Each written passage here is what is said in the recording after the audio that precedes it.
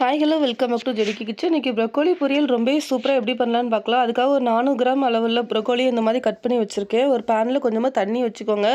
கொஞ்சமாக உப்பு, கொஞ்சமாக மஞ்சள்தூள் சேர்த்துக்கோங்க. நல்லா கொதி வந்ததுக்கப்புறம் ப்ரொக்கோலியை உள்ளே போட்டுக்கோங்க.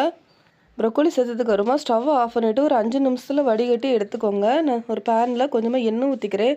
எண்ணெய் நல்லா சூடானதுக்கப்புறமா கொஞ்சமாக சீரகம், ஒரு 5 பல்லு பூண்டு இந்த மாதிரி கட் பண்ணி அதையும் சேர்த்துக்கிறேன். பூண்டு கொஞ்சம் நல்லா வதங்கட்டும். ஒரு மீடியம் சைஸ் பல்லாரி அந்த மாதிரி கட் பண்ணி வச்சுருக்கேன்.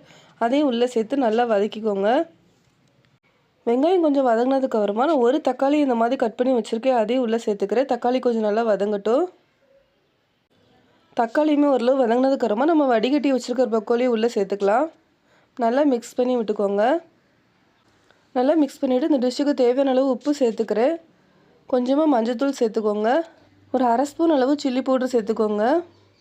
ஒரு அரை ஸ்பூன் மல்லித்தூள் சேர்த்துக்கோங்க. நல்லா மிக்ஸ் பண்ணி விட்டுக்கோங்க. உங்கள் காரத்துக்கு தகுந்த மாதிரி பார்த்து சில்லி பவுடர் சேர்த்துக்கோங்க. கரம் மசாலா கூட கொஞ்சம் சேர்க்குறதுனா சேர்க்கலாம், நல்லா வாசமாக இருக்கும். ஒரு மூடி போட்டு ஒரு 5 நிமிஷம் மட்டும் கொஞ்சம் வேக வச்சுக்கோங்க. ஒரு 5 நிமிஷம் கழித்து நான் ஓப்பன் பண்ணிக்கிறேன். ஒரு அரை ஸ்பூன் பெப்பர் பவுடர் சேர்த்துக்கிறேன். நல்லா மிக்ஸ் பண்ணிவிட்டு கடைசியாக கொஞ்சமாக கொத்தமல்லி தழை இருந்தால் அதை தூவி இறக்கிக்கோங்க. இந்த ப்ரொக்கோலி ஃப்ரை ரொம்ப நல்லாயிருக்கும். டேஸ்ட்டுமே ரொம்ப நல்லாயிருக்கும். ஹெல்த்தியானது கூட. நீங்களும் ஒரு தடவை இந்த மாதிரி ட்ரை பண்ணி பாருங்கள். சப்ஸ்கிரைப் பண்ணிக்கோங்க ஃப்ரெண்ட்ஸ். தேங்க்யூ.